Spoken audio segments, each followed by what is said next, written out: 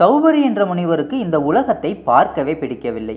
மெய்யான கடவுளை காண வேண்டும் என்பதற்காக கடலுக்கு அடியில் அமர்ந்து தவம் செய்தார். 10,000 ஆண்டுகளுக்கு ஒரு முறை மட்டுமே வெளியே வந்து பழங்கள் கிழங்குகள் என சாப்பிட்டு விட்டு மறுபடியும் கடலுக்குள்ளே போய்விடுவார். ஒரு முறை அவர் கண் விழித்த போது அவர் கண்ணெதிரே ஒரு மீன் கூட்டம் ஒன்று வந்தது.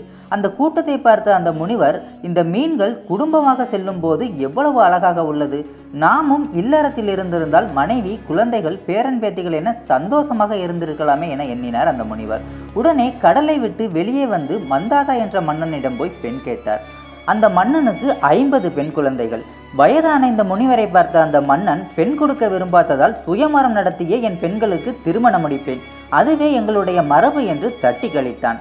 உடனே சுயமரத்திற்கு தயாரான சௌபரி முனிவர் தன்னுடைய தவ வலிமையால் ஒரு மன்மதனை போன்று இளைஞனாக மாறி அந்த பெண்களின் முன்னால் வந்து நின்றார்.